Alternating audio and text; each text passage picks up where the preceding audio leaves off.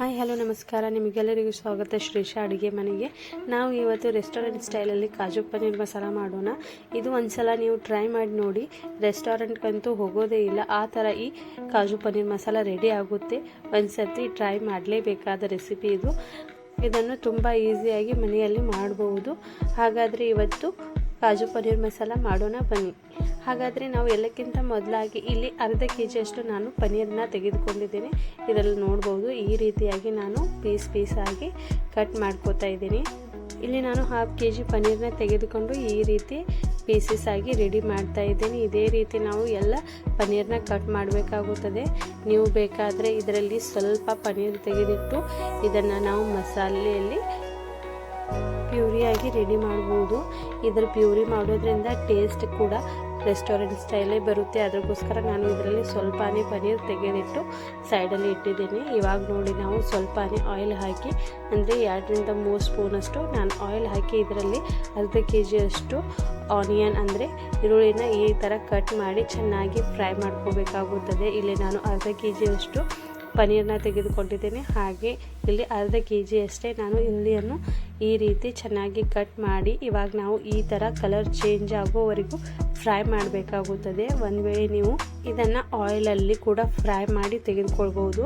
ಇಲ್ಲಿ ಆಯಿಲ್ ಕಡಿಮೆ ಬೇಕು ಅಂದವರು ಈ ಥರ 2 ರಿಂದ 3 ಸ್ಪೂನು ಆಯಿಲ್ ಹಾಕಿ ಈ ರೀತಿ ಕೂಡ ಫ್ರೈ ಮಾಡ್ಕೋಬಹುದು.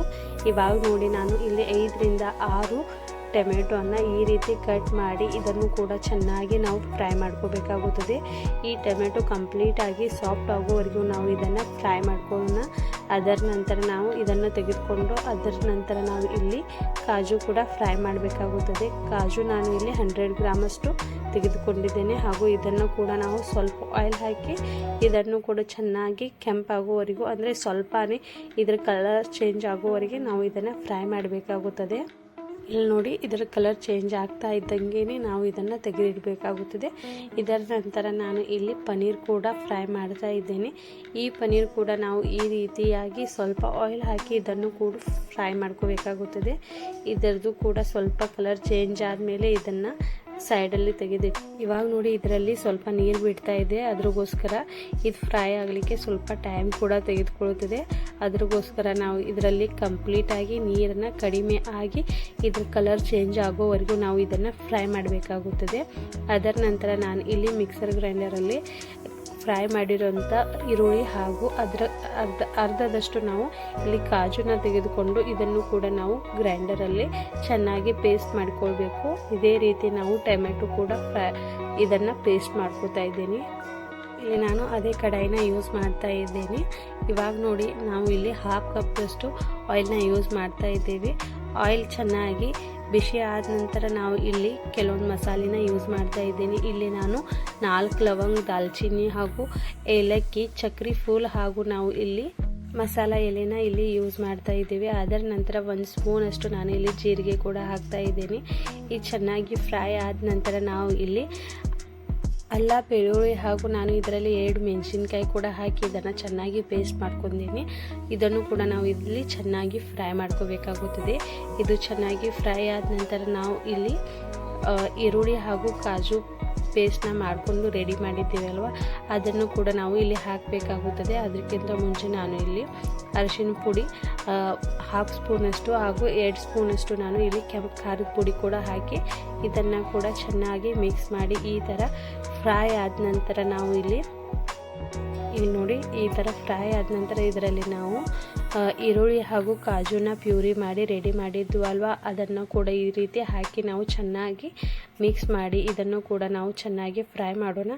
ಅದರ ನಂತರ ಈ ಥರ ಮಸಾಲೆ ಚೆನ್ನಾಗಿ ಫ್ರೈ ಆದ ನಂತರ ನಾವು ಇಲ್ಲಿ ½ ಕಪ್ದಷ್ಟು ನೀರು ಹಾಕಿ ಇನ್ನೊಂದು ಸರ್ತಿ ಚೆನ್ನಾಗಿ ಇದನ್ನು ಮಿಕ್ಸ್ ಮಾಡಿದ್ದೇವೆ. ಅದರ ನಂತರ ನಾನು ಇಲ್ಲಿ ಟೊಮೆಟೊ ಪ್ಯೂರಿ ಇಲ್ಲಿ ಹಾಕ್ತಾ ಇದ್ದೀನಿ. ಈ ಟೊಮೆಟೊ ಪ್ಯೂರಿಯಲ್ಲಿ ನಾನು ಸ್ವಲ್ಪನೇ ಪನ್ನೀರ್ ಇದರಲ್ಲಿ ಕ್ಯೂಬ್ಸ್ ಹಾಕಿ ಇದನ್ನು ಕೂಡ ಇದರಲ್ಲೇ ಮಿಕ್ಸ್ ಮಾಡಿ ಇದರ ಪ್ಯೂರಿ ಕೂಡ ಇದರಲ್ಲಿ ಹಾಕಿದ್ದೇನೆ. ಇಲ್ಲಿ ನೋಡ್ಬೋದು, ಟೊಮೆಟೊ ಹಾಗೂ ಪನ್ನೀರ್ನ ಪ್ಯೂರಿ ಇದರಲ್ಲಿ ಹಾಕಿ ಈ ಥರ ಚೆನ್ನಾಗಿ ಮಿಕ್ಸ್ ಮಾಡಿ ಇದನ್ನು ಕೂಡ ನಾನು ಚೆನ್ನಾಗಿ ಫ್ರೈ ಮಾಡಿದ್ದೇನೆ. ಅಂದರೆ ಈ ಮಸಾಲೆ ಚೆನ್ನಾಗಿ ಬೆಂದಿರಬೇಕು, ಅಲ್ಲಿವರೆಗೂ ನಾವು ಇದನ್ನು ಮಿಕ್ಸ್ ಮಾಡಿ ಬೇಯಿಸಬೇಕಾಗುತ್ತದೆ. ಮಸಾಲೆ ಚೆನ್ನಾಗಿ ಫ್ರೈ ಆದ ನಂತರ ಇಲ್ಲಿ ನಾವು ಕೊರಿಯಂಡರ್ ಪೌಡರ್ ಅಂದರೆ ಕೊತ್ತಂಬರಿ ಕಾಳಿನ ಪೌಡರ್ ಕೂಡ 1 ಸ್ಪೂನ್ದಷ್ಟು ಇಲ್ಲಿ ಹಾಕಿ ಚೆನ್ನಾಗಿ ಮಿಕ್ಸ್ ಮಾಡೋಣ. ಇದು ಚೆನ್ನಾಗಿ ಮಿಕ್ಸ್ ಆದ ನಂತರ ಇಲ್ಲಿ ನಾವು ಚೆನ್ನಾಗಿ ಮಿಕ್ಸ್ ಮಾಡಿದ ನಂತರ ಇದರಲ್ಲಿ ನಾವು 1 ಕಪ್ದಷ್ಟು ಹಾಲು ತೆಗೆದುಕೊಂಡು ಅದರಲ್ಲಿ ಕಾಜು ಪನ್ನೀರ್ ಮಸಾಲಾನ 2ರಿಂದ 3 ಸ್ಪೂನಷ್ಟು ಹಾಕಿ ಇದನ್ನು ಚೆನ್ನಾಗಿ ಮಿಕ್ಸ್ ಮಾಡಿದ್ದೆ. ಅದನ್ನ ನಾವು ಇದರಲ್ಲಿ ಹಾಕಿ ಇದನ್ನು ಕೂಡ ಚೆನ್ನಾಗಿ ಮಿಕ್ಸ್ ಮಾಡಿಕೊಳ್ಳೋಣ. ಅದರ ನಂತರ ಫ್ರೈ ಮಾಡಿರುವ ಕಾಜು ಅಂದರೆ 50 ಗ್ರಾಮ್ ಅಷ್ಟು ನಾನು ಮಸಾಲೆಯಲ್ಲಿ ಹಾಕಿದ್ದೆ ಹಾಗೂ 50 ಗ್ರಾಮ್ ನಾನು ಸೈಡಲ್ಲಿ ಇಟ್ಟಿದ್ದೆ. ಆ ಕಾಜುನ ಇದರಲ್ಲಿ ಹಾಕಿ ಅದರ ನಂತರ ನಾವು ಫ್ರೈ ಮಾಡಿರುವಂಥ ಪನ್ನೀರ್ ಕ್ಯೂಬ್ಸ್ನ ಇದರಲ್ಲಿ ಹಾಕಿ ಈ ಥರ ಚೆನ್ನಾಗಿ ಮಿಕ್ಸ್ ಮಾಡಬೇಕಾಗುತ್ತದೆ. ಇಲ್ಲಿ ನೋಡಿ ಈ ಥರ ಚೆನ್ನಾಗಿ ಮಿಕ್ಸ್ ಮಾಡಿದ ನಂತರ ಇದರಲ್ಲಿ ನಾವು ರುಚಿಗೆ ತಕ್ಕಷ್ಟು ಉಪ್ಪನ್ನು ಹಾಕಿಕೊಳ್ಳೋಣ. ಅದರ ನಂತರ ನಾನು ಇಲ್ಲಿ ಕಸೂರಿ ಮೇಥಿನ 1 ಸ್ಪೂನಷ್ಟು ತೆಗೆದುಕೊಂಡು ಇದರಲ್ಲಿ ಈ ಥರ ಕ್ರಷ್ ಮಾಡಿ ಮೇಲಿಂದ ಹಾಕ್ತಾ ಇದ್ದೇನೆ. ಈ ಥರ ಹಾಕಿದ ನಂತರ ಒಮ್ಮೆ ಚೆನ್ನಾಗಿ ಮಿಕ್ಸ್ ಮಾಡ್ಕೊಳ್ಳೋಣ. ಏನು ನೋಡಿ ಇದನ್ನು 5 ನಿಮಿಷವರೆಗೆ ಚೆನ್ನಾಗಿ ಮಿಕ್ಸ್ ಮಾಡಿ ಇದರಲ್ಲಿ 1 ಕಪ್ದಷ್ಟು ನೀರು ಹಾಕಿ ಇನ್ನೂ 5 ನಿಮಿಷವರೆಗೆ ಚೆನ್ನಾಗಿ ಬೇಯಿಸ್ಕೊಳ್ಳೋಣ. ಇದು ಚೆನ್ನಾಗಿ ಬೆಂದ ನಂತರ ಇದನ್ನು ಸರ್ವ್ ಮಾಡಲಿಕ್ಕೆ ರೆಡಿ ಆಗಿದೆ. ಇದೇ ಥರ ನೀವು ಹೊಸ ವಿಡಿಯೋಗಳನ್ನು ನೋಡಲಿಕ್ಕೆ ಇಷ್ಟಪಡ್ತಾ ಇದ್ದರೆ ನನ್ನ ಚಾನೆಲ್ನ ಸಬ್ಸ್ಕ್ರೈಬ್ ಮಾಡೋದನ್ನು ಮರಿಬೇಡಿ. ಇವಾಗ ನೋಡಿ ಲಾಸ್ಟಲ್ಲಿ ನಾನು ಕೊತ್ತಂಬರಿ ಸೊಪ್ಪನ್ನ ಈ ಥರ ಹಾಕಿ ಒಮ್ಮೆ ಚೆನ್ನಾಗಿ ಮಿಕ್ಸ್ ಮಾಡ್ಕೊಳ್ತಾ ಇದ್ದೀನಿ. ವಿಡಿಯೋ ಇಷ್ಟವಾದರೆ ಒಂದು ಸರ್ತಿ ಲೈಕ್ ಮಾಡಿ ಹಾಗೂ ಶೇರ್ ಮಾಡೋದನ್ನು ಮರಿಬೇಡಿ ಹಾಗೂ ಸಬ್ಸ್ಕ್ರೈಬ್ ಮಾಡಿ ಹೋಗಿ. Thank you so much for watching this video.